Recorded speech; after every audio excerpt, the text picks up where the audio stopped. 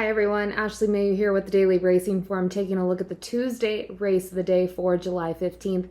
We'll go out to Assiniboia Downs. They have a 7-race program. We will focus in on race number 5, the Canada Stakes. 7.5 furlongs is the distance on the main track. $50,000 is the purse, and this is for fillies and mares, 3-year-olds and upward. And field of 8 has been drawn. It's a pretty competitive group. I know there are 2 horses at short prices on the morning line at 9 to 5 on the 1, Burrow Down, and then more towards the outside of the starting gate, the 7, Sophia Storm is 7 to 5. But I think there is value elsewhere to maybe look in at, especially at least if you're considering the exotics. But the big 2, as I mentioned, Burrow Down, Sophia Storm. We'll take a look at the time form US pace projection for the Canada Stakes.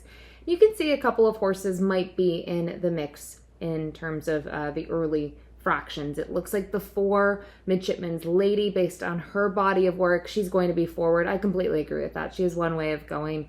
We can see even in her races that she hasn't made the lead. She's tried to kind of make the lead early in those races. Some of them quick, some of them not so quick. So she should be involved. The 2 horses I've already mentioned before is the shorter prices on the morning line. I think Sophia Storm definitely wants to be in the mix based on her local performances. She has that win streak intact, 3 races in a row now, and kind of, looking at her, 2 of those wins have been gate to wire, and then the 1, Burrow Down. I don't know how forward she will be. I thought last time out they tried to have her rate. It still worked out well. She was simply second best, and she's a horse that she's been more forward when the races have been slower and typically at longer distances. So not sure where we will see her at the 7.5 furlong distance, but she could be sitting just off a bit. But we'll dive right into it now with the 1, Burrow Down. We'll take a look at that most recent performance, which both her and Sophia Storm exit, as well as another runner in the field. And I think when you look at how the race unfolds, Burrow Down, I liked this trip from her. First time in this barn, getting back out to Assiniboia, getting kind of reacquainted and just making that second start since October. I thought the stalking, sitting just a couple of lengths off of it early, that move worked out well for her. I just think Sophia Storm has been a menace, has been on a roll, and obviously got the lead in there and set fractions that she was comfortable with. So I thought both ran well. Personally, I like Burrow Down a little bit more based on that effort. She was getting to her in the end, Sophia Storm, and, I think at that point, maybe she was a little bit under wraps, but I don't know. I think Burrow Down has a lot of upside. She's a short price on the morning line, but just having to think that she took a nice step forward. I thought even if she didn't win, coming back to Assiniboia in her second start of the year, she could be sitting in a really big effort. And I like where she's drawn. Her rider will have options. So Burrow Down, a main contender in the Canada Stakes. The 2 up next, Marvelous Lady. This one was a 4-length winner last time out. That was her 5th career victory. It was at the 7.5 furlong distance, and it seemed like the stretch out helped her. She was able to be more forward because they went slower early on, and ended up being much the best. She was a very short price in that race. She was able to kind of redeem herself after going favored in the race 2 back on June 10th. And a little inconsistent, but so far her body of work out at Assiniboia, it's been good. She would need to take, another step forward here, in my opinion, to beat some of the other fillies and mares that we will get to, but should get a good price on the 2, Marvelous Lady. The 3, JJ's American Diva.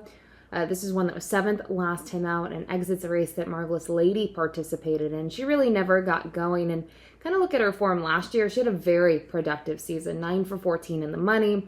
She had some good performances at that sort of allowance optional claiming level. Tried her in stakes races. Second, a lot of seconds behind either who, usually Burrow Down or, out of the money behind Sophia Storm. So her last 2 have been a little bit concerning, but now she joins a new barn. That could sort of wake her up in here, a barn that doesn't necessarily do a lot of claiming, but obviously they liked her and they went in for the $12,500 claiming price last time out. The 4, Midshipman's Lady, we saw in the pace projector from Timeform. She should be involved. Completely agree with that.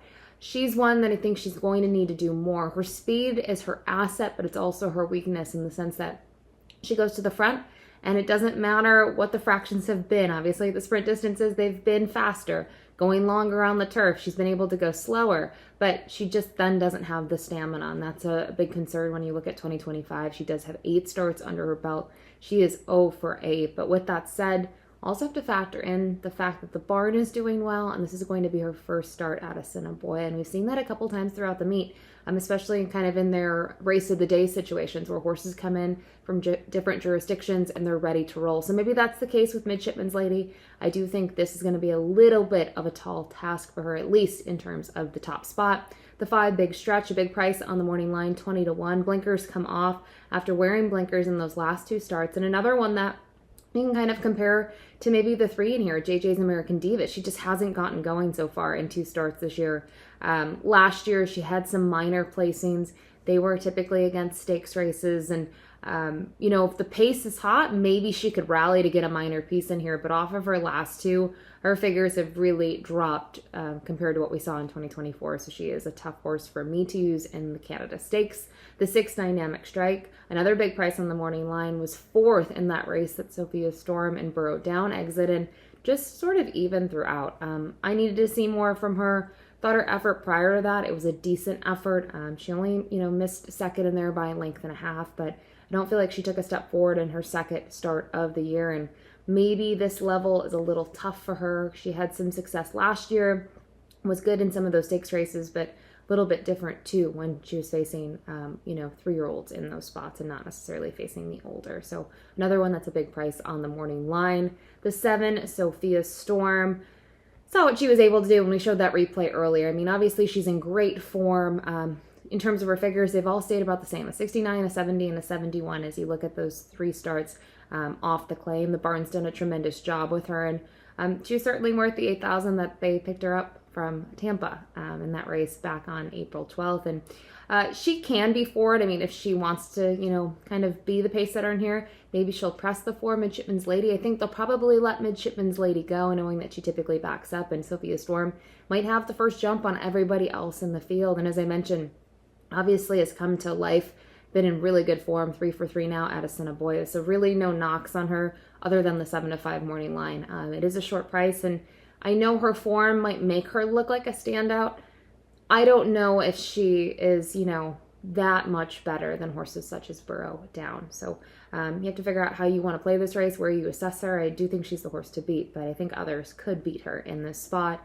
And then finally, rounding out the field is the number 8, Baby Gundan. We'll take a look at the performance 2 back, not the most recent effort, which was on the grass, but 2 starts back at Lone Star, and was going the mile distance, and I thought this was a really nice effort. This is a horse that early on broke well, but then was able to kind of make that charge later in the race and drew clear by nearly 4 lengths. Was picked out of that race 4,7,500, got onto the turf the next time, going 7.5.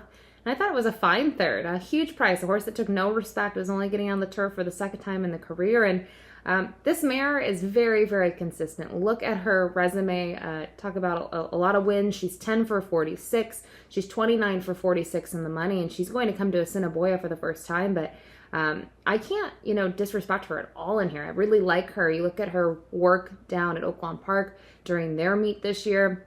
She has a win, she has a second, she has a third. Her last 5 races are very, very strong, and I wonder in terms of the pace in here, maybe she'll get the right trip. I know at Oaklawn she was typically going longer distances, a mile and a 16th, but even her effort last time out at 7.5 on the turf shows you the cutback won't hurt her. So I find this one really intriguing, especially if she's anywhere near 12-1 on the morning line. So she's going to round out the field here. Field of 8, as I mentioned, for the Canada Stakes. It goes as race number 5 this Tuesday out at Assiniboia. And we'll move to top pick in here. And maybe I'm being a little bit creative in this spot. I kind of made a little bit of a case, at least why I am not necessarily going to use the 7 Sophia Storm on top. I think Burrow Down, the 1 horse on the rail, is sitting on a big effort based on what we saw last time out. I think we're going to see her take another step forward. Love where she's drawn. Love the trip that she could get. So going to use her on top. And then I alluded to it, the 8, Baby Gundan. I can't disrespect this horse at all. I really, really like this mare. She is very consistent. Her form has been good. She's jumped around barns, especially when you look at this year alone, just being claimed several times, and she shows up. So we'll see what she can do in her first start locally, but if she's anywhere near 12-1, I'm certainly going to be putting some money on her. The 7, Sophia Storm, she's the horse to beat. She could easily go 4 for 4 in a row now here out at Assiniboia, but I just wonder, putting these efforts back to back to back, if it's going to get to her. I think these horses sometimes get vulnerable, and based on the fact that Burrow Down was only a half a length behind her last time out, I don't know what sort of short price I would take on Sophia Storm. I'm going to be very curious to see how these two are bet. And then finally from here, the 4, Midshipman's Lady. She's going to be part of the pace. She can stick around for a piece. I mean, look down her resume. She can get minor shares, especially that effort 2 back suggests that she could do so. But tough for me to see winning here, just looking at her body of work now in 2025. But a really competitive event this Tuesday out at Assiniboia. Don't forget, free past performances on the DRF website. And as always, good luck.